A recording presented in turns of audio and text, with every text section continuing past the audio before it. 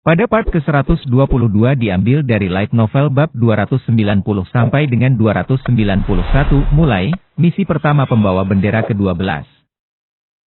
Rumah besar Volta sedang dalam perbaikan. Para pekerja tersebar di mana-mana di sekitar rumah yang dulunya bobrok itu, yang sepertinya angin kencang bisa meruntuhkannya seluruhnya.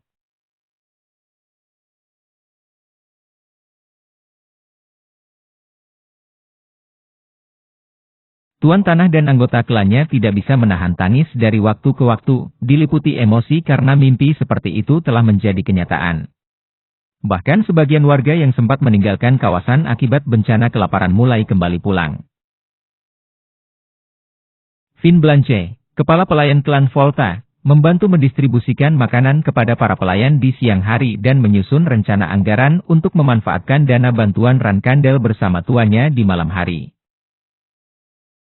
Petrou telah mengikuti perintah Jin untuk memberikan dukungan yang cukup tanpa berlebihan, namun itu pun sudah lebih dari cukup untuk mengangkat wilayah kecil ini dan memungkinkannya merencanakan masa depan. Oleh karena itu, Finn Blanche merasa puas. Sebenarnya, dia belum pernah sebahagia ini dalam hidupnya seperti sekarang.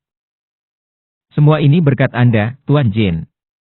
Saya belum pernah melihat orang-orang di negeri ini begitu bahagia dan gembira sejak saya menjadi kepala pelayan klan Volta. Finn mengeluarkan secangkir teh yang baru diseduh dan tersenyum. Setelah perbaikan rumah Volta selesai, para pekerja dari Tikan akan membangun rumah baru untukmu. Mereka akan membangun bengkel kedap suara di ruang bawah tanahnya. Jika ada sesuatu yang ingin kamu tambahkan ke rumah itu, beritahu aku. Oh tidak, Tuan Jin. Saya tidak bisa meminta apapun. Saya sudah cukup bersyukur memiliki rumah terpisah untuk diri saya sendiri. Terima kasih, Tuan. Tidak, akulah yang seharusnya berterima kasih padamu. Jin meminum tehnya, tapi Murakan mengerutkan kening, kesal. Faktanya, dia merasa kesal sepanjang waktu yang mereka habiskan di rumah Finn. Hei! Pichon Minche! Tunjukkan dirimu. Iblis berkumis itu. Berapa lama kamu akan membuatku menunggu? Pichon belum muncul. Terlebih lagi, Murakan sangat marah karena Pichon tidak memperingatkan Jin tentang semua bahaya di makam pertama Temar selama pertemuan awal mereka. Tentang itu. Maaf, Tuan Murakan. Saya mungkin kontraktor Tuan Pichon, tapi saya tidak memiliki kekuatan untuk memanggilnya sesuka hati. Khawatir, Finn berbicara dan menggaruk kepalanya. Pichon baru muncul 3 jam kemudian. Kesabaran Murakan mulai menipis. Mata Finn berputar ke belakang, dan tubuhnya mulai bergetar. Itu adalah tanda sebuah manifestasi. Urg! Segera, mereka mendengar suara Pichon saat bagian putih matanya mulai memancarkan cahaya. Oh, baiklah. Kamu tidak pernah berhenti ngobrol, kan? Salam untukmu, Pichon. Oh, hai. Bagaimana perjalananmu, Jin Rankandel? Ngomong-ngomong, Murakan. Kamu sangat lambat, bukan? Jangan bilang kamu tidak sadar aku berusaha menghindari bicara kepadamu. Apa? Kamu menghindariku? Kenapa? Pichon lalu melebarkan matanya dan menatap Murakan. Apakah kamu lupa betapa kamu membuatku kesal ketika aku bekerja dengan Balisada dan Bradamante? Kamu akan datang kepadaku setiap hari untuk mendesak penyelesaiannya dan mengejekku, mengatakan bahwa kumisku akan tumbuh lebih cepat daripada kecepatan aku membuat pedang. Apa yang kamu bicarakan? Kapan aku mengatakan hal itu? Murakan memasang wajah seolah dia tidak bisa mengingatnya. Ya, apakah kamu tidak ingat? Kamu mungkin bahkan tidak ingat berapa kali Kui Kantel dan Temar harus datang kepadaku di belakangmu untuk meminta maaf atas namamu. Kamu tidak tahu berapa kali aku mempertimbangkan untuk meninggalkan Balisada dan Bradamante karena darimu, bentak Pichon. Jin mendecakkan lidahnya pada Murakan. Sepertinya itu salahmu. Bukan itu saja. Sepanjang waktu kamu tinggal di bengkelku dan menyuarakan keluhanmu, kamu akan menangkap dan memukul naga manapun yang melintasi langit kotaku. Tahukah kamu betapa takutnya pandai besi lainnya? Mereka semua datang untuk mengeluh tentangmu. Bengkelmu berada di desa terbelakang di selatan kerajaan Filmer. Tempat itu terlalu jauh dari Storm Castle, dan itu bahkan bukan wilayahku. Kenapa aku harus memukul naga yang melewati daerah itu? Di mana aku berada adalah wilayahku. Bukankah itu yang selalu kamu katakan? Hal itu tiba-tiba mengingatkan Jin pada perkataan Murakan tentang perairan Vermont saat mereka hendak menemui Kui Kantel. Siapapun yang memasuki wilayahku dikalahkan sebelum ada pertanyaan. Begitulah yang terjadi saat itu. Kenyataannya, Murakan memiliki kepribadian yang sangat tidak menyenangkan di masa jayanya. Dia sombong, dan kurang ajar, tapi dia juga galak dan kuat tak terlukiskan. Begitulah cara semua orang mengingat Murakan di masa jayanya. Dia sangat terkenal, bahkan Latrie, yang belum pernah mengenal Murakan saat itu, takut padanya hanya berdasarkan cerita. Bukan rahasia lagi kalau kebanyakan naga memiliki temperamen buruk. Namun saat itu, Murakan sudah pasti berada satu level di atas mayoritas. Pichon sangat marah. Memikirkan semua hal yang telah dilakukan Murakan di masa lalu membuatnya marah. Reputasimu sangat buruk sehingga para penyair biasa membuat lagu tentang bagaimana desa pandai besi di kerajaan Filmer dipenuhi dengan jeritan naga setiap hari. Sebuah rumor aneh mulai menyebar, dan orang-orang bahkan mengkritikku karena menjadi pandai besi yang haus kekuasaan. Yang mengandalkan kekuatan Temar dan kamu. Murakan hanya bisa berkedip bingung selama beberapa waktu. Tentang itu, Pichon, jika aku memang seperti itu, maka aku minta maaf. Maafkan aku. Pichon gemetar dan menatap mata Murakan, tapi dia berpikir, meminta maaf. Apakah itu sesuatu yang benar-benar mampu dikatakan oleh Murakan? Benar-benar? Apa yang baru saja kamu? Murakan menyela. Aku sudah bilang aku minta maaf. Sejujurnya, satu-satunya hal yang aku ingat dari semua yang kamu katakan adalah menggodamu tentang kumis. Tapi mengingat hal-hal yang biasa aku lakukan saat itu, kurasa itu semua masuk akal. Apakah kamu benar-benar Murakan? Benarkah?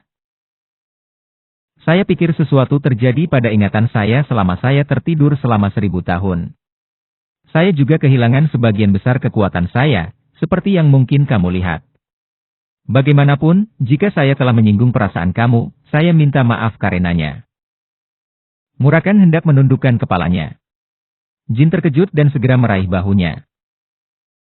Pichon benar-benar tercengang tetapi juga memegangi bahu Murakan. Tidak perlu. Ayolah, Murakan. Kita tadi dekat sekali, aku hanya mengeluh karena kesal. Sekarang kamu membuatku merasa tidak enak. Sekarang, Pichon tampak lebih menyesal dibandingkan Murakan. Pikon Mince. Ya. Apakah aku naga jahat 1000 tahun yang lalu? Itulah inti kebanggaan Murakan. Meskipun dia adalah naga yang paling kuat dan sombong, dia bangga karena tidak pernah melakukan apapun untuk digolongkan sebagai naga jahat. Tidak, kamu bukan naga jahat. Kamu tidak pernah menyakiti manusia, dan kamu biasa bermain dengan anak-anak desa. Dan apakah kamu ingat? Ellie, ketika gadis itu diculik oleh Ziples, kamu menyelamatkannya. Sial. Kenapa aku membenarkan karaktermu? Aku bertemu Silderai di makam, dan dia menghinaku, menyebutku tidak berperasaan. Kupikir si idiot itu sudah gila, tapi melihat reaksimu, mungkin akulah yang bermasalah. Semua kenangan yang kumiliki tentang Silderai, atau tentangmu, adalah orang-orang yang baik karena kalian semua adalah penduduk Temar. Jin belum pernah melihat Murakan bertingkah seperti ini. Adapun Murakan, dia benar-benar tidak ingat. Sebagian dari ingatannya yang membuatnya tertidur masih kabur, dan dia menyadari fakta ini. Namun, dia tidak percaya bahwa bagian kabur dari ingatannya itu penting karena dia akan mengingatnya jika itu penting. Tapi semua orang yang baru dia temui yang mengetahui masa lalunya atau berbicara seperti mereka, seperti pemimpin Kinselo, Silderai, dan Pichon, memberinya kesan bahwa ada sesuatu yang tidak beres. Dengar, Murakan. Kamu bukan naga jahat. Memang benar kamu menekan dan menyerbuku saat itu, tapi kamu punya alasan bagus untuk itu. Kamu perlu menyelesaikan pedang Temar untuk melawan Ziples. Pichon mengangkat bahu dan melanjutkan, dan memang benar bahwa kamu sering memukuli naga. Tapi intrusi ke wilayah mereka memberikan alasan yang cukup untuk itu, dan faktanya, itu perlu untuk alasan keamanan karena aku sedang menempa senjata temar pada saat itu. Lalu, 90% dari seluruh naga di dunia adalah milik Ziples. Murakan mengangkat kepalanya. Semua orang tahu bahwa kamu telah banyak berkorban untuk klan Rankandel dan Hufester. Aku mengeluh karena aku senang melihatmu. Jangan membuatku merasa buruk sekarang. Ya, aku tahu ada yang tidak beres. Kamu dan Silderai tidak punya alasan untuk membenciku, tapi kamu membuatku bingung dengan mengatakan hal itu. Silderai tidak mengatakan apapun kepadamu, kan? Dia menyebutku tidak berperasaan. Bisakah kamu bayangkan itu? Orang yang sopan itu melakukannya. Aku belum pernah melihat Silderai sejak aku menciptakan pedang raksasa Tamur untuknya. Dia mungkin mengeluh seperti aku. Silderai melangkah lebih jauh dan bahkan menyebut Solderet sebagai pengkhianat. Rupanya, anak laki-laki itu melihatnya mengatakannya di masa lalu melalui alat perekam yang dibuat dengan Shadow Energy. Jin menjelaskan alat perekamnya sebentar. Mata Pichon melebar karena terkejut. Satu-satunya hal yang dikatakan Solderet kepadaku adalah bahwa akan ada penjaga yang terbentuk dari wasiat Silderai. Itu sebabnya aku ingin memperkuat Bradamante dengan pecahan Tamur, pedang raksasa dari tempat itu. Seperti yang dipikirkan Murakan, akun Shadow Energy bukanlah objek pemalsuan. Pichon memperhatikan baik-baik akun tersebut dan memastikan sekali lagi bahwa Solderet tidak menyebutkan hal seperti itu. Yang terpenting, aku tidak mengerti mengapa Silderai menyebut Solderet pengkhianat. Bukankah orang itu menghormati Solderet lebih dari 10 ksatria lainnya? Pichon, apakah kamu masih hidup setelah aku tertidur? Saya hidup sekitar 3 tahun setelah itu. Atau 5 tahun? Apakah Solderet melakukan sesuatu terhadap Rankandel selama waktu itu? Atau semacamnya? Meskipun Kuikantel dan Misha tidak memberitahuku apapun tentang hal itu. Oh, sepertinya kamu juga bertemu Kuikantel. Aku senang mengetahui dia masih hidup. Tapi tidak, aku tidak mengetahuinya. Kalian semua tahu ini, tapi Rankandel membuat perjanjian setelah kalah dari Ziples. Jika kamu dan Temar telah memimpin pertempuran tanpa terluka. Pichon berhenti dan mengamati reaksi Murakan. Dia sangat sadar bahwa apa yang terjadi saat itu merupakan luka dan penghinaan yang besar bagi mereka berdua, dan bagi klan Rankandel. Maafkan kesalahanku.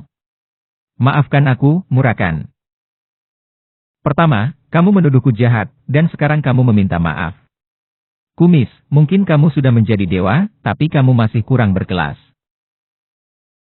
Bagaimanapun, menurutku kita harus menemukan alat perekam Solderet lainnya jika kita ingin mengetahui mengapa Silderai mengatakan itu. Pichon, apakah kamu punya kunci lagi dari Solderet? Jin bertanya.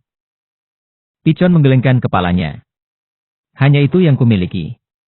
Tapi aku tahu siapa yang memiliki kunci makam kedua. Selain itu, juga akan ada penjaga di makam kedua dan bahan untuk memperkuat Bradamante. Siapa yang punya kuncinya? Kunci makam kedua dipegang oleh sosok yang paling mengejutkan. Olmango, Dewa Kerang. Dewa Kerang memiliki kunci makam Temar yang kedua. Ini konyol. Naga penjaga Temar sendiri, Misha dan aku, tidak tahu apa-apa tentang itu. Tentu, aku mengerti kamu memilikinya, Kumis, tapi apa yang dipikirkan Solderet, mempercayakannya barang berharga bagi dewa tak berguna itu? Murakan tampak cukup kesal dengan kabar tersebut. Aku tidak bisa memberitahumu hal itu. Aku hanya memberitahumu apa yang dikatakan Solderet kepadaku. Apakah kamu tahu di mana dia? Tidak ada ide. Nah, sekarang kita harus mulai mencarinya. Murakan bergumam pada dirinya sendiri, kesal. Namun Jin diam-diam merayakannya saat mendengar nama Olmango. Dewa ini adalah seseorang yang tidak perlu mereka usahakan untuk menemukannya. Murakan, kontraktor Dewa Kerang ada di Skutzeron. Kami menemukannya saat menguji mekanisme kompas. Aneh. Tapi sepertinya itu bertujuan untuk menunjukkan kontraktor dewa. Titik merah muncul di kerajaan Skutzeron 3 hari lalu, dan mereka baru saja menerbitkan artikel kecil bahwa seseorang membuat kontrak dengan Dewa Kerang di sana pagi ini. Dewa Kerang? Siapa namanya? Olmangu? Olongu? Lagi pula, apakah dia juga menandai dewa tak berguna itu dengan titik merah? Bahkan lelaki tak berdaya itu pun tidak layak disebut dewa. Itulah percakapan Jin dengan rekan-rekan tikanya tepat setelah mengambil kompas. Kemungkinan besar kontraktor Dewa Kerang masih berada di kerajaan Skutzeron. Oh, iya, aku ingat. Murah kan? Ya. Aku akan pergi ke rumah klan. Pergi ke Tikan dan minta Ser Kashmir mengirim orang ke Skutzeron untuk mengamankan lokasi pasti kontraktor Olmango. Sekarang, luangkan waktumu. Kamu bisa menghabiskan waktu bersama Pichon sebelum pergi. Aku hanya perlu mendapatkan informasi itu saat aku menyelesaikan tugas pembunuhan Ksatria Hitam. Dimengerti. Hei, kumis. Ada yang ingin kutanyakan padamu. Kudengar kamu menggunakan kekuatan untuk mengendalikan logam. Kamu membentuk pedang atau semacamnya, kan? Apakah itu kekuatan suci dari Dewa Pandai Besi? Tentu saja, bagaimana aku bisa menggunakan kekuatan seperti itu tanpa menjadi dewa? Pertanyaan yang jelas sekali. Hanya saja ada sesuatu yang menggangguku. Kamu tahu tentang Kinselo, kan? Bajingan aneh yang konon memimpin mereka juga memiliki kekuatan suci untuk mengendalikan logam. Murakan kemudian menjelaskan percakapannya dengan pemimpin Kinselo, penampilannya, dan kekuatan yang dia miliki. Pikon mengangkat bahu. Aneh. Kekuatan ilahi hanya dimiliki oleh Dewa Pandai Besi. Apakah itu pendahuluku, Growler? Tidak, Growler sudah mati, dan kekuatannya tidak diragukan lagi ditransfer kepadaku. Jika kamu bertemu dengannya lagi, bawakan aku beberapa logam yang dia gunakan. Bisakah kamu mengetahui sesuatu tentang dia? Aku akan memeriksanya. Kalau soal logam, Pichon Mince ini bisa mengetahui banyak hal tentangnya. Siapa tahu? Kita mungkin bisa menemukan beberapa petunjuk. Saat itu malam hari ketika Jin kembali ke Taman Pedang. Saat itu tanggal 4 Maret 1799, dan masih ada 4 hari tersisa sampai misi dimulai. Barton Vicenna tidak ada di Taman Pedang. Dia seharusnya menunggu di kediaman pribadinya dan menemui yang lainnya di area misi, Bentica. Saya ingin berbicara dengannya sebelum misi dimulai, jika memungkinkan, kata Jin kepada Gili. Saya kira yang Anda maksud adalah target eliminasi, Barton Vicenna, Tuan Muda. Ya. Gili, kamu juga tidak mengenalnya, kan? Tidak, Tuan Muda. Saya bahkan belum pernah mendengar rumor tentang prestasi seni bela dirinya. Barton Vicenna kemungkinan besar adalah nama palsu. Dia pasti menggunakan nama yang berbeda di masa jayanya. Kau benar, Gili. Jin ada di kamarnya, membaca file yang diberikan Rosa tentang Barton Vicenna. Nama aslinya adalah Reigaf Clever. Rupanya, dia adalah kakak dari ahli bela diri terkuat di klan Clever, Lance Clever. Wow, apakah itu Tuan Reigaf? Gili sudah mengenalnya sebelumnya. Sebelum menjadi pengasuhmu, saya pernah mengikuti turnamen seni bela diri yang diselenggarakan bersama oleh 25 klan seni bela diri Hufester. Hanya mereka yang berusia di bawah 20 tahun yang diperbolehkan mengikuti turnamen tersebut. Saat itu, Sir Reigaf memimpin sebagai juri, dan saya menerima trofi darinya setelah memenangkan turnamen. Itu terjadi lebih dari 1 dekade lalu. Seperti apa dia saat itu? Jin bertanya. Saat ini, orang-orang menganggap Sir Lance Clever yang terkuat di klan Clever, tetapi pada saat itu, Sir Reigaf jelas lebih kuat dari keduanya. Dia jelas merupakan penerus patriarkat klan, tetapi dia tiba-tiba meninggal 3 bulan setelahnya. Saya memenangkan turnamen. Saya diberitahu bahwa itu karena demam tinggi yang misterius. Itulah yang mereka katakan pada Gili. Bahkan, dia menghadiri pemakamannya sebagai pembawa bendera klan S1 MCH Pronunciation Loran. Namun kenyataannya, Reigaf sudah dipersiapkan untuk pelatihan menjadi ksatria hitam Rankandel saat itu. Akibatnya, dia dinyatakan meninggal dan menerima helm hitam Rankandel alih-alih menjadi kepala keluarga klan Clever. Faktanya, file ini mengatakan bahwa klan Clever tidak mengetahui fakta ini. Mereka sebenarnya percaya bahwa Reigaf Clever telah meninggal. Tentu saja, ada beberapa anggota klan Clever yang mengetahui penunjukan Reigaf Clever sebagai ksatria hitam. Beberapa dari mereka sudah mengetahuinya, tapi tidak ada satupun yang hidup lagi. Ada daftar orang-orang dari klan Clever yang mengetahui penunjukan Reigaf sebagai ksatria hitam. Di sebelah kanan nama mereka tertulis kalimat kejam, dibunuh demi keamanan. Dengan kata lain, saat ini tidak ada seorang pun di klan Clever yang mengetahui bahwa Barton Vicena adalah Reigaf Clever. Jin membawa tangannya ke dahinya. Kami tidak hanya mencuri penerus klan sekutu, tapi kami juga membunuh semua orang yang mengetahui fakta ini. Faktanya, keluarga Clevers berjanji kesetiaan mereka yang tidak perlu dipertanyakan lagi kepada keluarga Rankandel sampai hari ini, sama sekali tidak menyadari apa yang telah terjadi.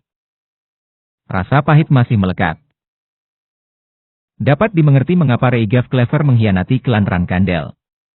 Dari sudut pandangnya, kami menyandera seluruh klan Clever. Dia mungkin tidak punya pilihan selain menjadi ksatria hitam. Aku tidak tahu, itulah cara klan menunjuk ksatria hitam. Tatapan Jin tertuju pada bagian bawah halaman terakhir untuk beberapa saat. Ayahnya, Chiron Rankandel, telah menyetujuinya dengan tanda tangannya. Jelas sekali, Chiron akan memberikan perintah langsungnya untuk misi sebagai patriark. Jika itu bukan di luar perintah langsungnya, dia pasti masih menyadarinya. Sepertinya saya tidak mengerti. Jika ini ternyata benar, saya akan sangat kecewa. Apakah kamu mengatakan kamu kecewa dengan klan? Tidak di dalam klan. Di dalam ayahku. Klan pasti mampu melakukan hal-hal seperti itu. Faktanya, mereka mampu melakukan hal yang jauh lebih buruk. Jin menutup folder dokumen dan melanjutkan. Tidak diragukan lagi, ayah adalah orang yang berhati dingin, tapi dia bukanlah orang yang suka bermain kotor, setidaknya tidak seperti yang aku kenal. Selain itu, dia bukanlah orang yang tidak berdaya yang perlu mengancam seseorang untuk menyerah. Jadi, kenapa? Saya tidak mengerti mengapa dia harus mengambil Barton Vicena dengan cara seperti itu. Gilly setuju dengan Jin tetapi tidak dalam posisi untuk menghakimi sang patriark, jadi dia malah menundukkan kepalanya. Mata Jin berbinar dalam cahaya lampu. Barton Vicena. Aku yakin aku akan menemukan sesuatu saat bertemu dengannya. Gilly. Ya, Tuan Muda. Saya akan pergi ke Holy Kingdom besok dan menerima perawatan sampai misi dimulai. Gilly menghela nafas setelah mendengar itu. Aku pikir tidak akan terjadi apa-apa sejak Murakan bersamamu, tapi ternyata kamu kembali dengan begitu banyak kerusakan internal. Aku kesal karena kamu mengalami masalah baik tubuh maupun pikiran sebelum misi. Jangan kesal. Lagi pula aku akan menjalankan misi bersama Divus. Kemungkinan besar aku akan berhasil meski aku tidak mengeluarkan semua kemampuanku. Pembunuhan Ksatria Hitam adalah misi yang sangat penting dan bisa disebut misi kritis. Ibu pasti akan menugaskan seseorang yang bisa menjamin kesuksesan terlepas dari keterlibatanku. Ibu pasti akan memilih pilihan terbaiknya, mengingat betapa pentingnya hal ini. Dan pilihan itu adalah Divus. Seperti yang dikatakan Jin, Rosa tidak menugaskan Jin dalam misi untuk menempatkannya dalam posisi sulit. Dia menugaskannya untuk melihat bagaimana putra keduanya memperlakukan putra bungsunya.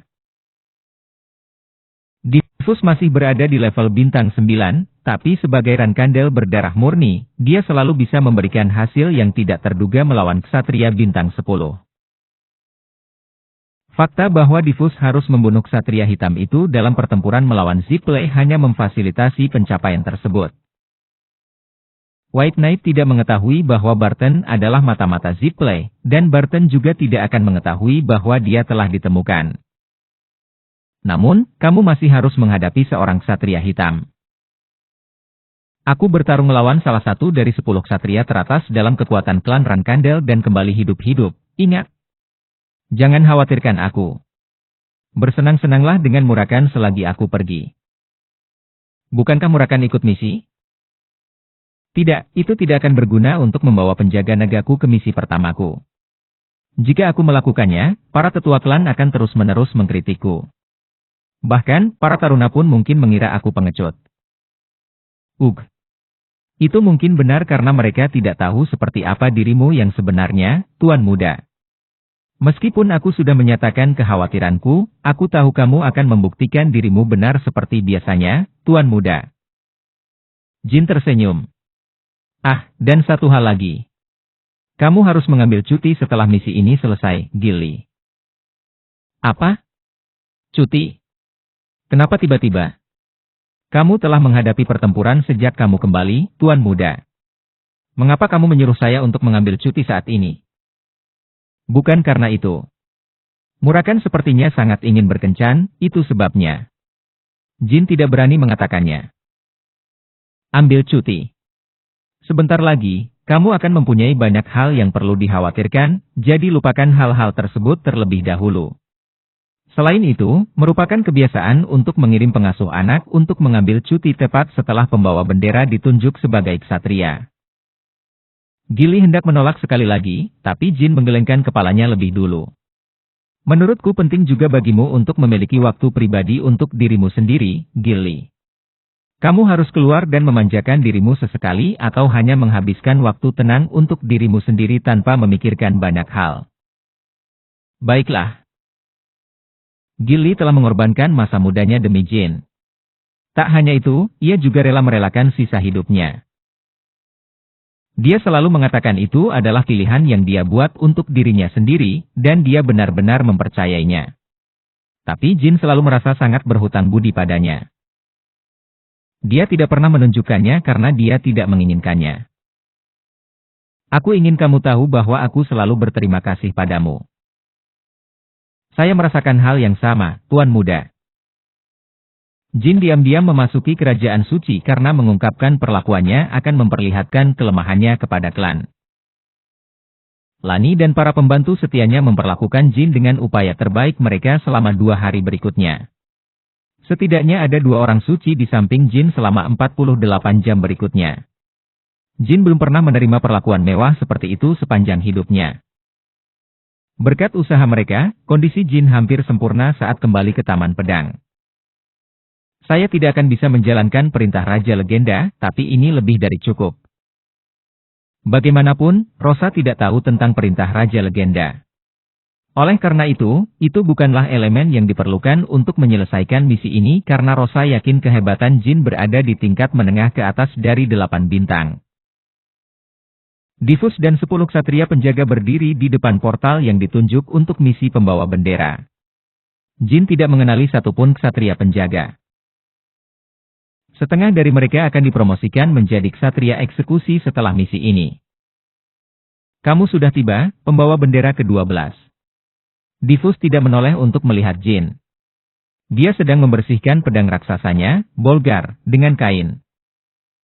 Halo, pembawa bendera ke-4. Aku akan membunuhmu jika kamu menghalangi jalanku. Saya harap kamu tidak mengecewakan saya. Saya akan menjelaskan misinya sekarang jika kamu mengikuti saya. Diffus tidak memberikan peringatan atau nasihat seperti itu. Intinya, dia tidak meninggalkan kelas Rankandel, seperti yang disarankan Jin beberapa hari lalu. Di satu sisi, itu adalah pengakuannya terhadap Jin, dan itu juga demi Mary. Bocah yang menakutkan itu. Itulah definisi terbaru tentang Jin yang ada dalam pikiran Diffus sejak hari itu. Itu sebabnya dia harus berpikir. Jika diberi kesempatan selama misi, apakah lebih baik membunuh Jin? Atau haruskah dia membiarkannya hidup, agar dia bisa terus-menerus menekan Rosa dan Joshua? Diffus tidak bisa mengambil keputusan. Ayo berangkat, kata Diffus sambil membakar kain itu dengan auranya dan membiarkan abunya bertebaran ditiup angin.